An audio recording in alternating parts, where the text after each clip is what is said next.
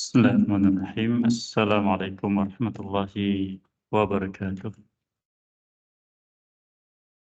Innal hamdalillahi nahmaduhu wa nasta'inuhu wa nastaghfiruh wa na'udzu billahi min shururi anfusina wa min sayyiati a'malina man yahdihillahu fala mudilla lahu wa man yudlil fala hadiya lahu.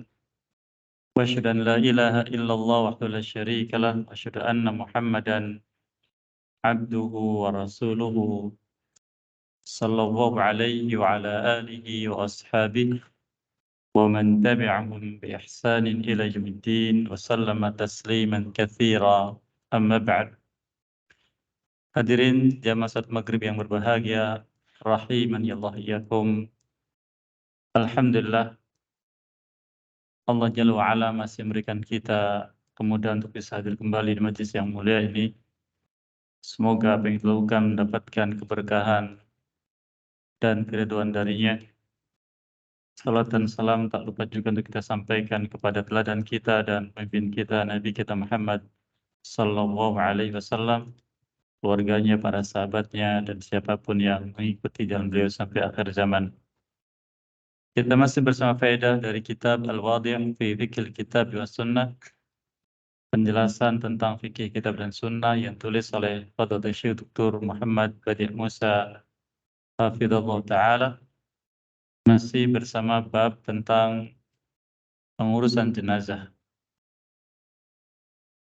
Kita masuki lanjutan pembahasan ini di halaman 173. Beliau katakan, yajibu ala ahlil mayyiti aw man hadarahu minal muslimin arba'ata umur.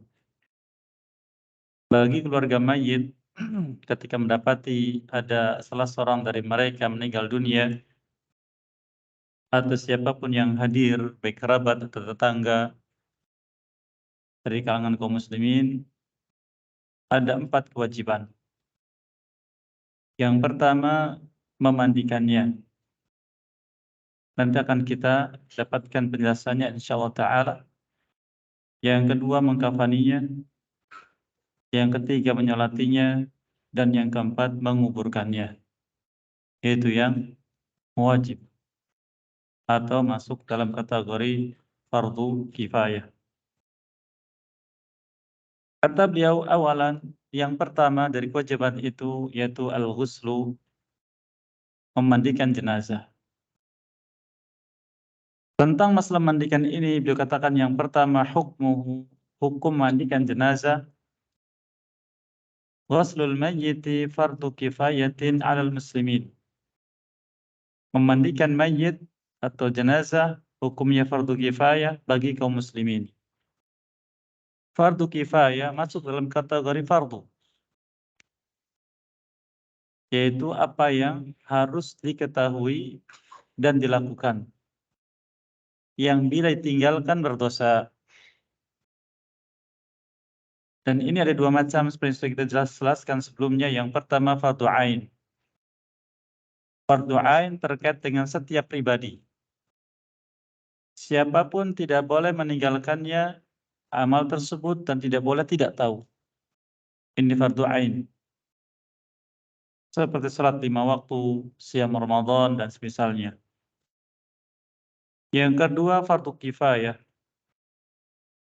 Itu kewajiban yang Allah bebankan kepada sekumpulan kaum muslimin yang tinggal di suatu daerah. Apabila sudah ada yang mengetahuinya atau mengerjakannya, maka mencukupi kewajiban itu tertunaikan. Dan yang lain tidak dikenakan dosa, walaupun tidak mengetahui. Namun bila tidak seorang pun mengetahui, tidak seorang pun bisa melakukannya, maka seluruhnya berdosa. Ini barangkali fardu yang banyak dilalaikan oleh sebagian kaum muslimin. Dari fardu-fardu kifayah. Termasuk di dalamnya tentang mengurusi jenazah. Dan dalam hal ini adalah memandikannya. Beliau katakan, faqad amara bihin nabiyyu sallallahu alaihi wasallam faqala fir rajul al-muhrim alladzi waqasathu rahilatuh. Nabi SAW pernah memerintahkan para sahabatnya terkait dengan seseorang yang terjatuh dari ontanya ketika dia sedang ihram, lalu terinjak sampai dia mati. Saat itu ada di Arafah. Beliau katakan, igsiluhu bima'in wasidrin. Mandikan jenazahnya dengan air dan daun bidara. Apa fungsi daun bidara? Fungsi daun bidara zaman itu adalah sebagai sabun. Fungsinya sebagai sabun. Sehingga apabila zaman ini kemudian tidak dijumpai daun bidara, maka cukup diganti dengan sabun. Juga sabda Nabi SAW tentang anaknya Zainab bintu Rasulullah SAW ketika wafat. Beliau berkata kepada kaum wanita, "Igsilnaha thalathan aw khamsan aw akthar min dzalik in ra'aitunna dzalik bima'in wasidrin." Mandikan jenazahnya oleh kalian semua wahai kaum wanita 3 kali atau 5 kali atau lebih dari itu dalam jumlah yang ganjil jika kalian pandang itu dibutuhkan dengan air dan daun bidara. Dengan air dan daun bidara. Nanti kita sebutkan insyaallah tentang apa yang dibutuhkan ketika mandikan dan juga bagaimana memandikan. Walaupun hanya dalam gambaran secara singkat, mudah-mudahan ada gambaran. Dan jangan digambarkan bahwa mandikan mayat ini sesuatu yang sulit. Jangan. Tidak jauh berbeda dengan seorang ibu memandikan bayinya. Mudah. Dan jangan ada rasa takut. Karena kita semua akan mengalami seperti itu. Dan banyak pelajaran ketika kita memandikan mayit. Di sini beliau sebutkan, mandikanlah dia dengan 3 kali. 3 kali yaitu 3 kali proses memandikan. Ini jumlah paling sedikit, kata sebagian ulama. Sebagian yang lain kalau 1 kali cukup, maka cukup. Tapi beliau SAW menyebutkan 3 kali. Maka 3 kali jumlah paling minimal dalam mengulangi memandikan. Kalau 2 kali sudah suci, sudah bersih, bagaimana? Tetap 3 kali minimal.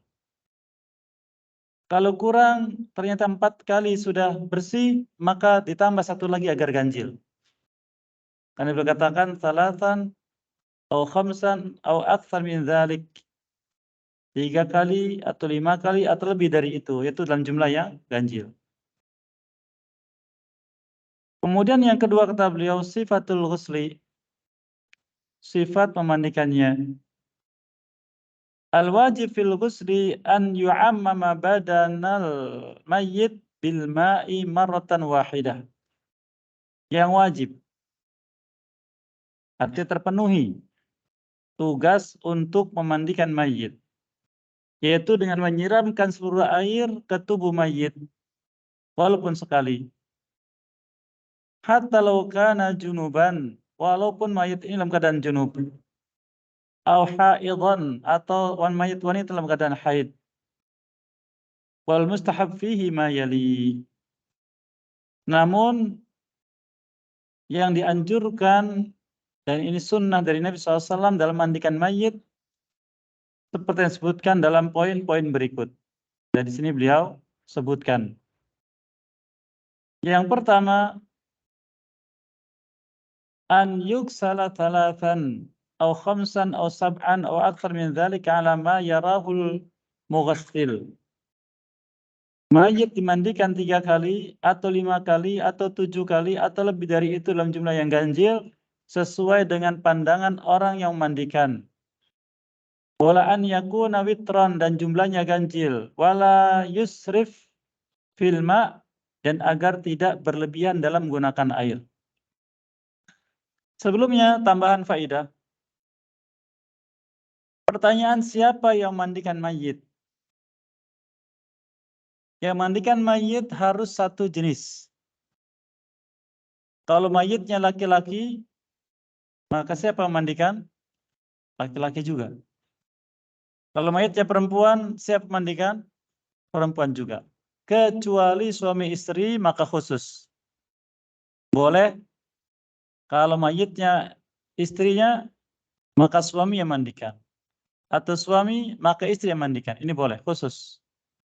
Sebagaimana yang Nabi SAW sampaikan hal itu kepada istrinya, Aisyah radhiyallahu anha. Lalu kalau mayit ini punya 2 alat kelamin, apa namanya di kita, Pak? Ibu? Banci. 2 kelamin, asli 2 kelamin. Bukan jadi-jadian, dia lahir dengan 2 kelamin. Siapa yang memandikan? Tentang masalah ini, ulama berbeda pendapat. Namun yang rajih, yang kuat adalah mana yang berfungsi dari alat kelamin tersebut. Fungsi utamanya apa ya? Mohon maaf. Apa fungsi utamanya?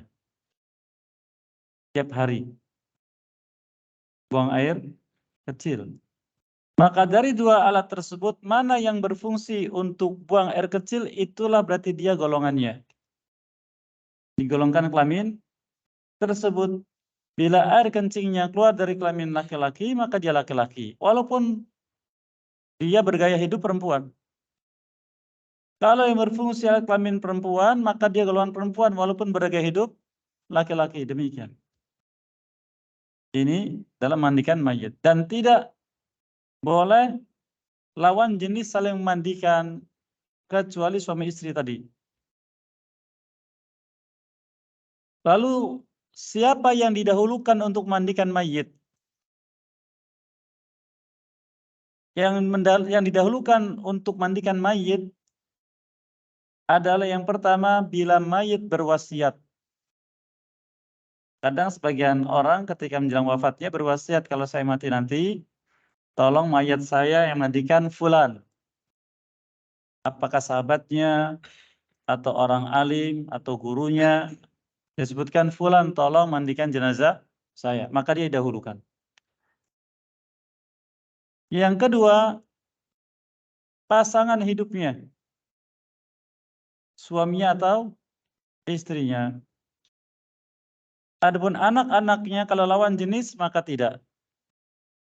Orang tuanya pun tidak, kecuali suami istri. Karena hadis yang khusus tentang masalah itu. Kalau tidak ada atau tidak mau, yang ketiga, siapa mereka? Orang tuanya. Kalau laki-laki berarti ayahnya atau kakeknya terus ke atas. Kalau perempuan berarti ibunya atau neneknya atau ke atas. Berikutnya, yang keempat, anak-anaknya. Demikian seperti orang tuanya tadi. Yang kelima, kerabat terdekatnya. Jika tidak jumpa juga atau tidak ada yang mau, maka baru petugas yang memandikan. Petugas yang memandikan. Nah, ini setelah dicari, baru petugas yang memandikan mayat tersebut. Kemudian, poin berikutnya kata beliau, yang an yukrona ma ba'diha sidr. Au ma yakum maqamahu fit tanzifi kal asnani was sabun. Agar air yang digunakan untuk mandikan jenazah didampingi dengan daun bidara tadi atau penggantinya untuk membersihkan seperti sabun dan semisalnya. Dalam mandikan jenazah disiapkan 3 ember. 2 ember yang kecil, 1 ember yang besar. Ember kecil yang pertama untuk air sabun. Jadi biasanya kalau kami pakai sabun cair. diaduk di situ.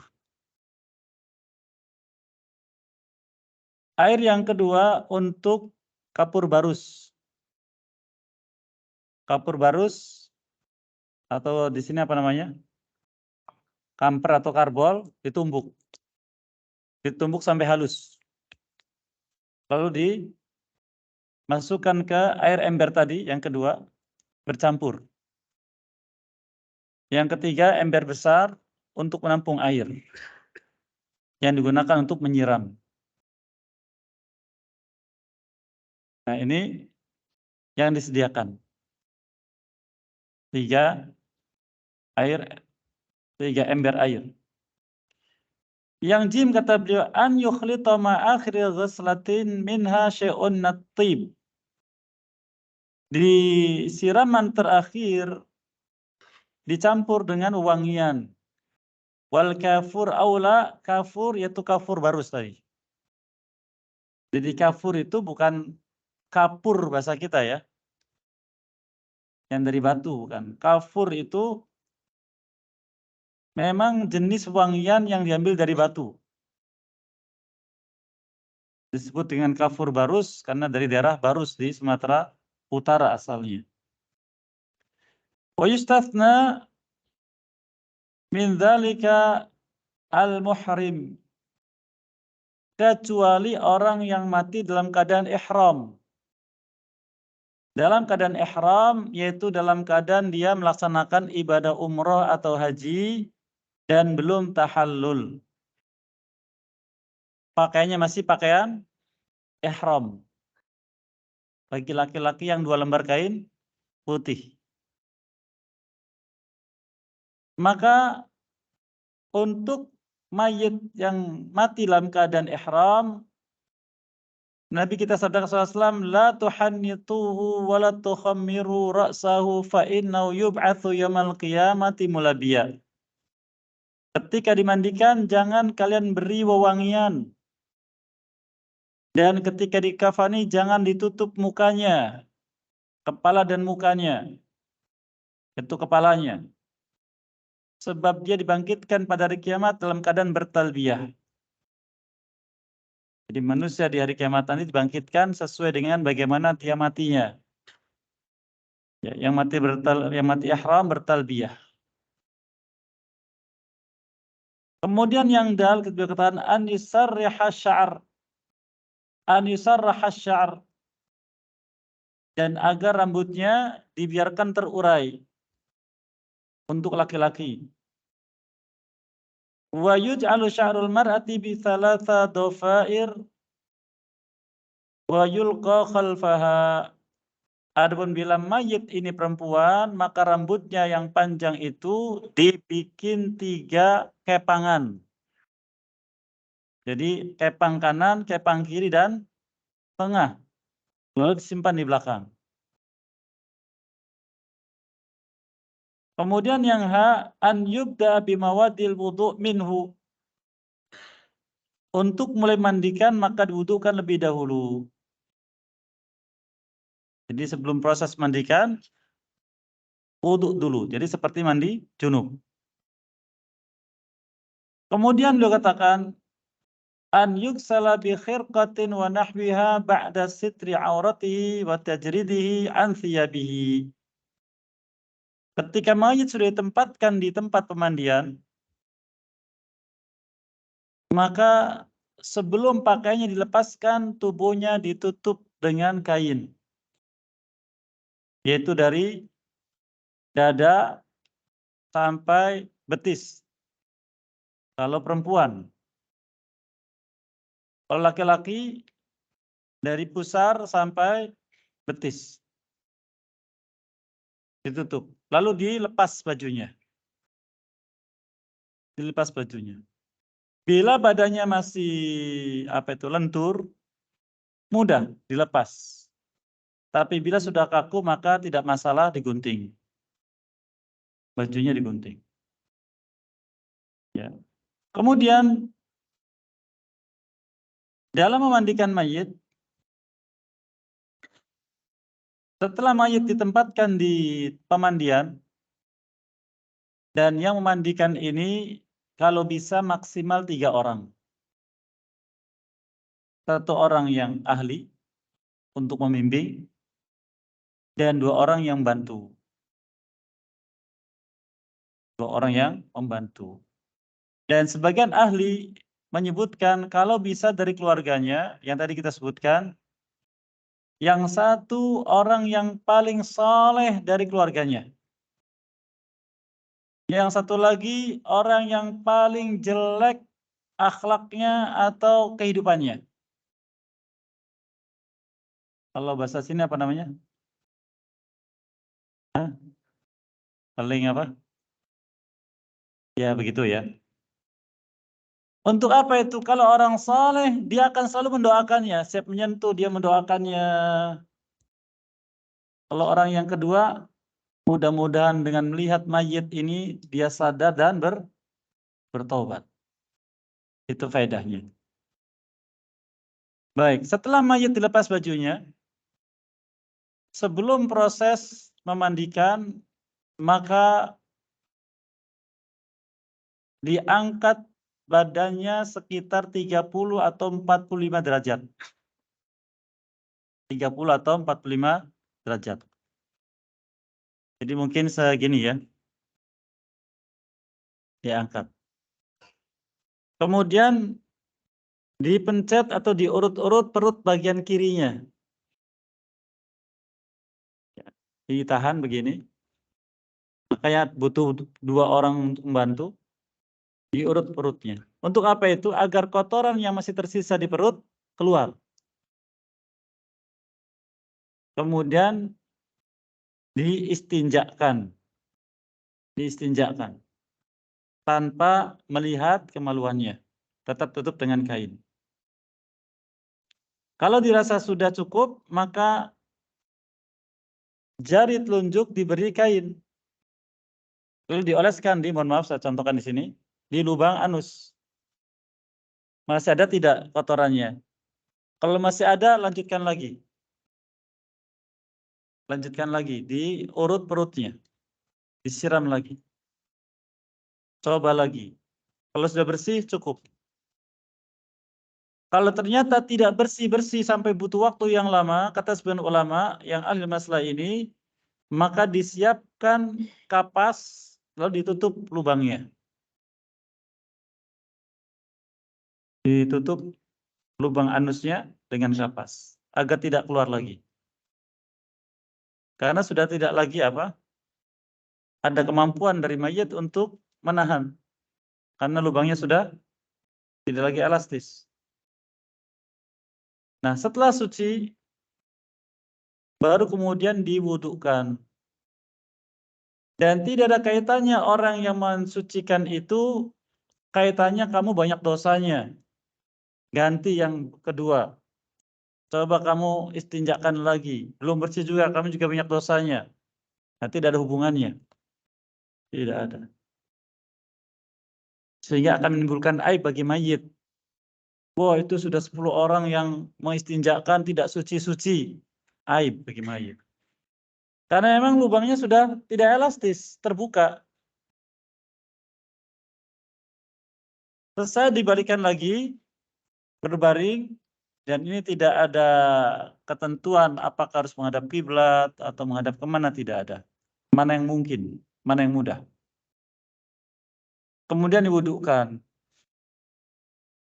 Dibasuh tangannya dulu, lalu disiramkan atau dikumur-kumurkan, tidak masukkan ke mulutnya, tapi cukup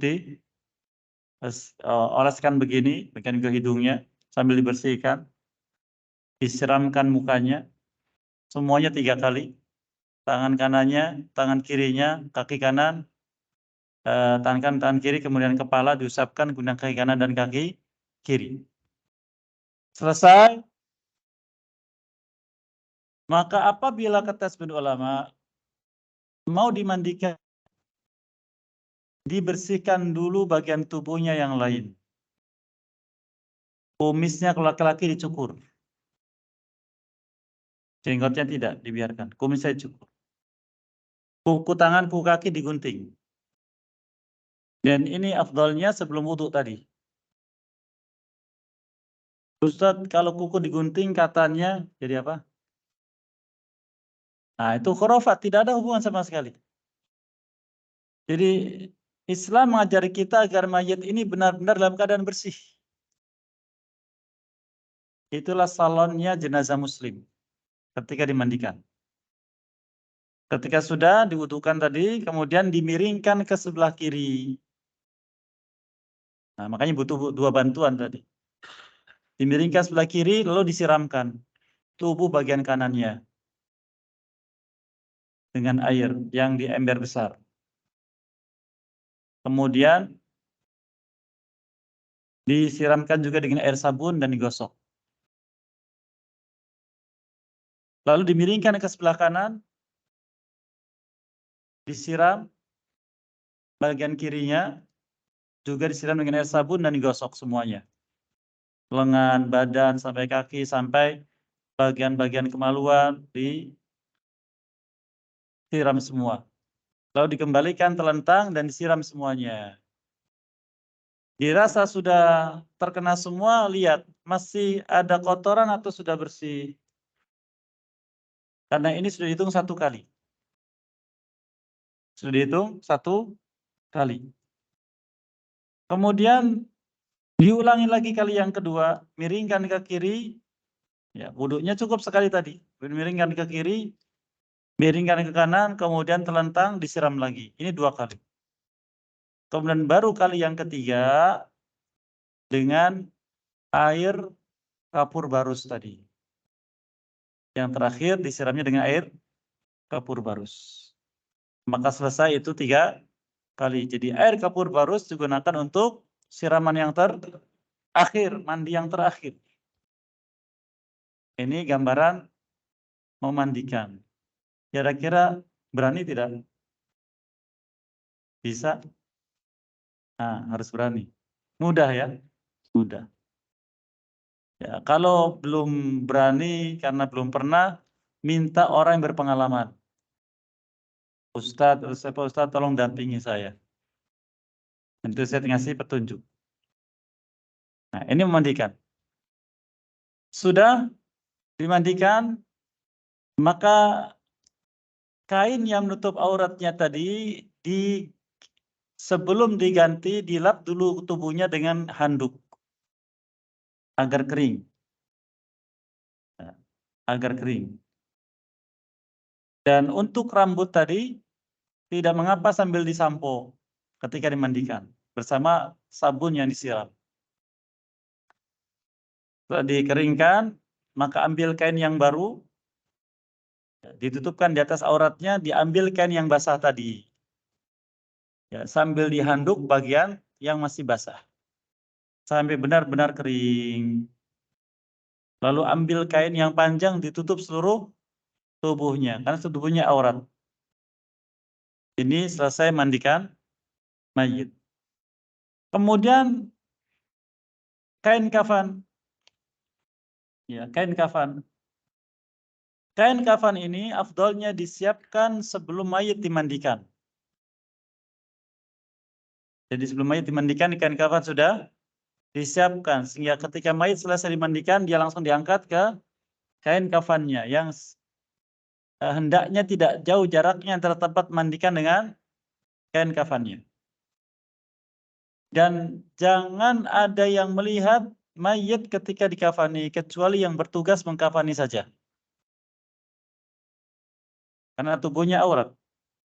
Jadi jaga betul tubuhnya jangan sampai terlihat oleh orang lain. Kita baca tentang kain kafan di sini, di halaman berikutnya. Tentang al-kafan, yang pertama kata beliau hukumnya. Takfinul mayyit wajib.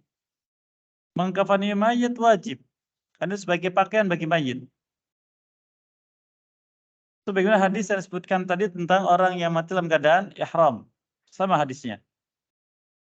Kalau kata beliau, wa yajibu an yustara jami'u badanih. Dan wajib untuk ditutup seluruh badan mayit. Fa in lam yujad illa thawbun qasir la yakfi jami' al badani ghutiya ra'suh. Jika kainnya tidak mencukupi seluruh badannya, maka yang diutamakan ditutup bagian kepalanya dan bagian kakinya dengan sesuatu yang lain. Wa ju'ala rijlaihi syai'un min al-idkhir wa nahwihi. Dan bagian kakinya tetap ditutup. Di sini idkhir itu jenis rumput yang wangi. Jadi pada zaman Nabi SAW kain itu sangat sulit didapat. Sehingga mayit ditutup dengan kain yang ada, sehingga tidak menutupi badannya, kakinya terlihat, maka ditutup dengan rumput-rumputan. Kalau kita alhamdulillah mudah. Nanti akan kita sebutkan bagaimana menyiapkan kain kafannya insya Allah. Kain kafan, menyiapkan kain kafan yang saya jumpai, mayitnya siapapun kain kafannya sama. Yang satu paket dapat beli, ya tidak? Yang punya pengalaman. Kainnya tipis, lebarnya cuma 90 cm.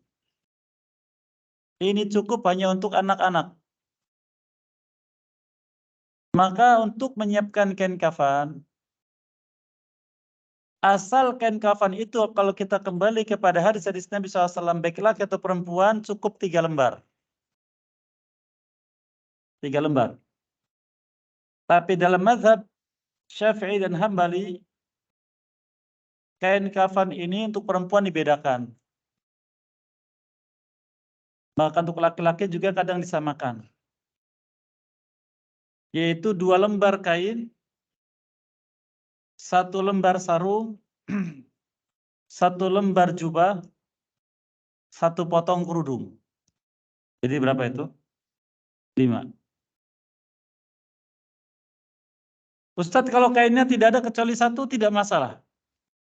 Karena intinya menutup tubuhnya dari pandangan manusia, menutup auratnya. Seperti disebutkan dalam hadis tadi. Maka siapkan 3 lembar. Kita sebutkan umum dulu. Untuk mencari kain kafan, perhatikan tinggi badan mayit. Yang pertama. Yang kedua, lebar badan mayit. Tinggi badannya berapa? Katakan 160.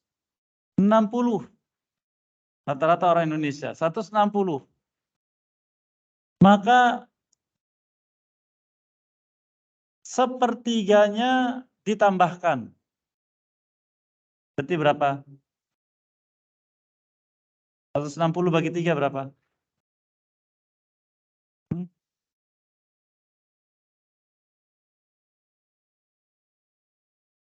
Ya. Pokoknya 160 tambah sepertiganya. Berarti sekitar 210 cm gitu ya. Dilebihkan bagus. Untuk apa itu? Untuk mengikat bagian kepala dan bagian kakinya di luar. Minimal sepertiganya tambahkan. Lebih baik. Atau setengahnya. Untuk lebarnya, lebar kain kafan yang dibutuhkan, lebar mayit dikali 3. Lebar tubuh mayit dikali 3. Karena atas, bawah, dan dilebihkan. Berapa lebar tubuh kita ini? 50? Ya. 50 itu sudah panjang. Kalau lebar 40 berarti cukup kain yang 120. Kalau lebar 30 cukup kain yang 90. Kalau lebar 50 maka kain 150. Yang ada itu kain 90. Sudah 90 tipis lagi. Sehingga ketika dijadikan kain kafan itu tembus pandang. Ketika mau dilipat, ditutup jenazah dengan kain kafan tidak cukup untuk orang dewasa. Sehingga kurang sekitar antara 20 cm. Sekitar 20 cm kurang untuk nutup. Ya. Sehingga harus ditarik sana, tarik sini untuk bisa ditutup. Sehingga disesuaikan lebar kain kafannya. Alhamdulillah lebar kain kafan 90 banyak, 120 juga banyak, 150 juga banyak.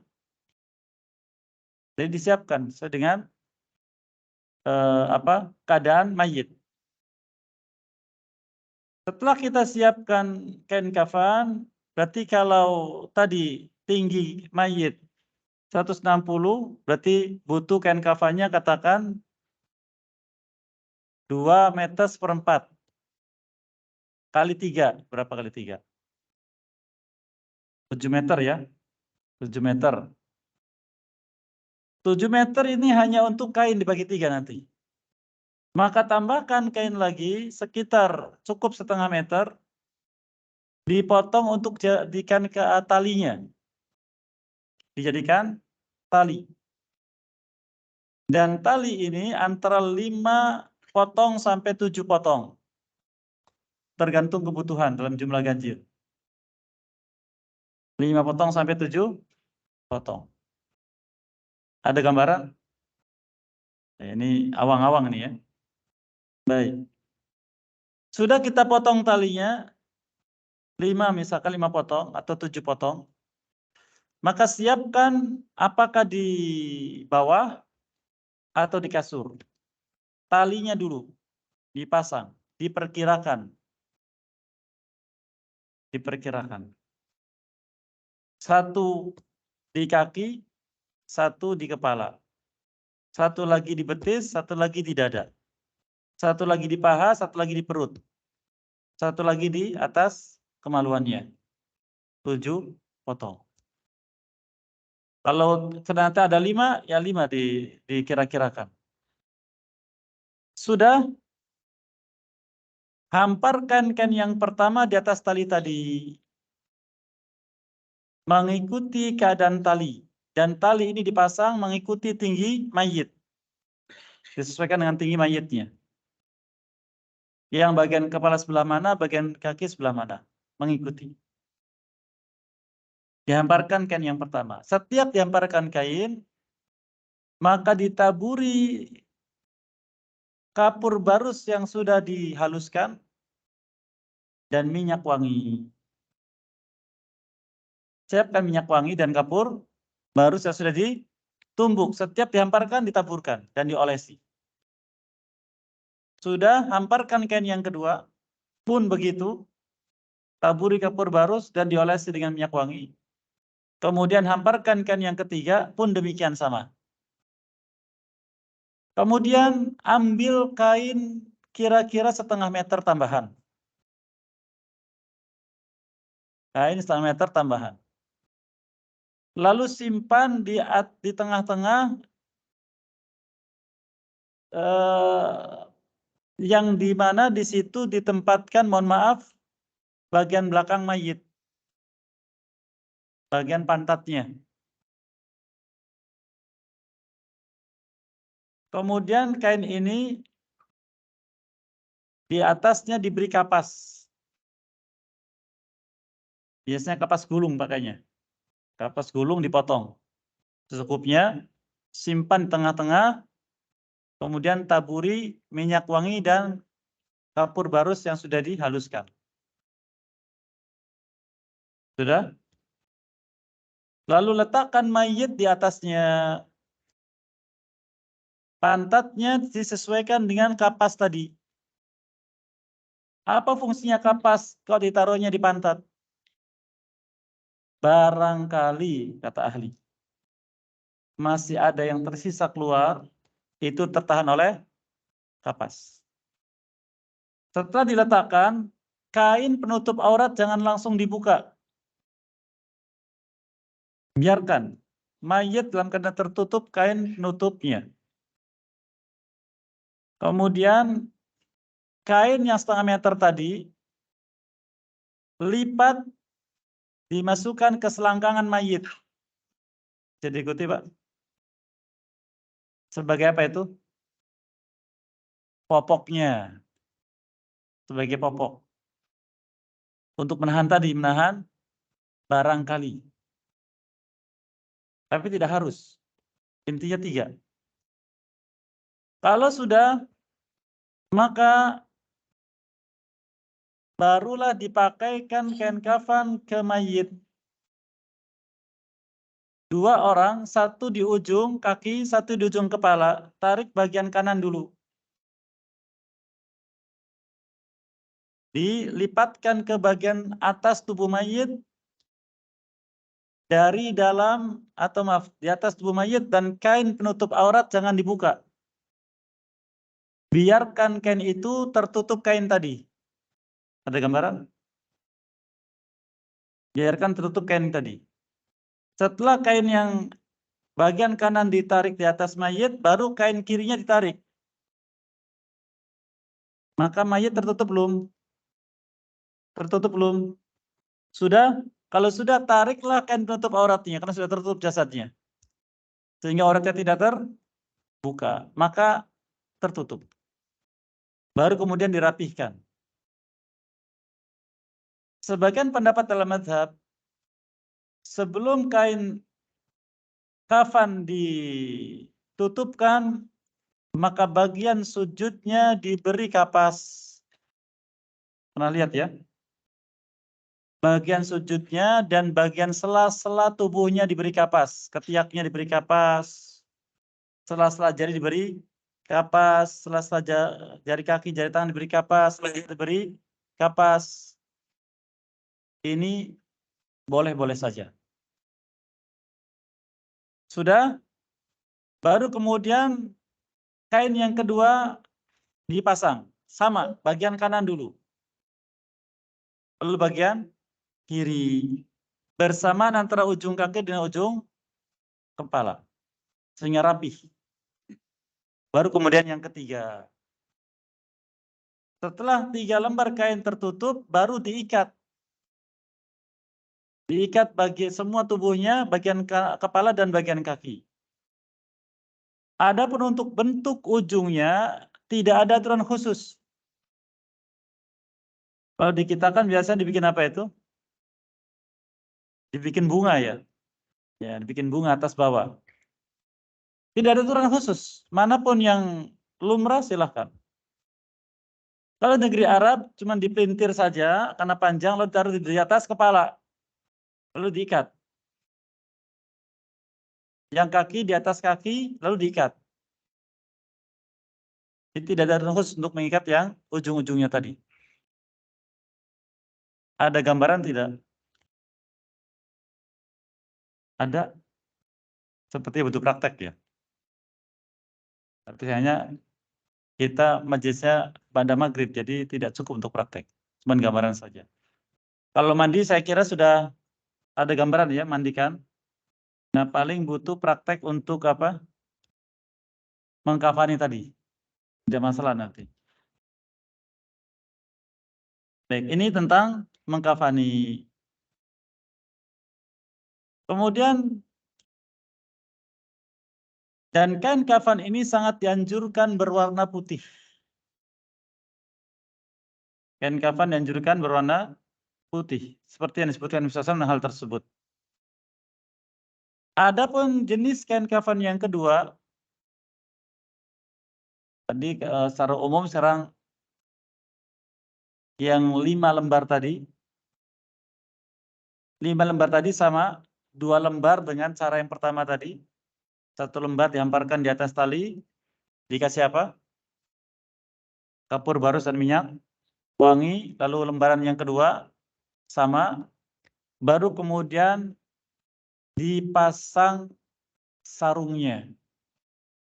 Dipasang sarung. Sarung ini dipotong dari kain kafan, diukur dari pusar sampai ke ujung kain kafan di kaki. Berapa diukur? Ya. Lebarnya sama dengan kain kafan yang sudah dipasang.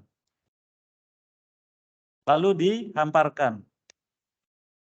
Kemudian pasang kain untuk baju. Kain untuk baju ini dari pundak sampai ke betis. Tergantung, mau sampai betis, mau sampai lutut, terserah, tidak ada aturan khusus. Dikali 2. Kenapa kali 2? Bawah dan atas. Diukur berapa? Dari pundak ke betis berapa diukur? 1 meter cukup? Baik, 1 meter. Katakan 1 meter. Berarti butuh berapa? 2 meter. 2 meter bagian tengahnya dibikin lubang.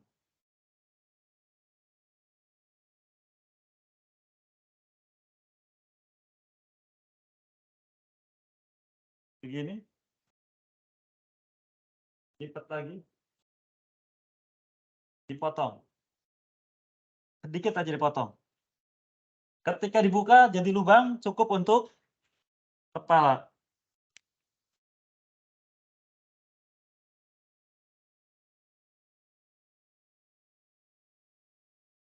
Ada gambaran?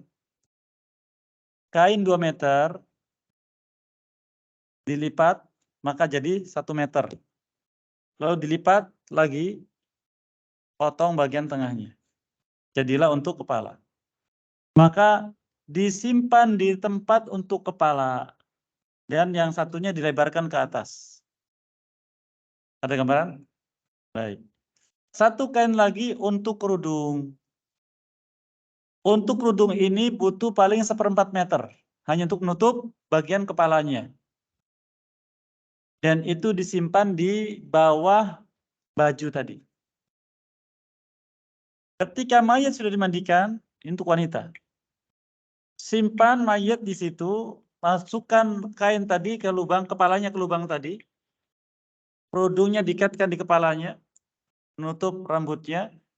Lalu kain baju tadi dengan sarung bersamaan dilipatkan di mana? Badannya, kanan dulu. Sama seperti yang pertama tadi. Baru kain yang kedua, kanan dulu, baru kain yang ketiga baru diikat. Ada gambaran jemaah? Nah, ini namanya pembahasan ngawang-ngawang.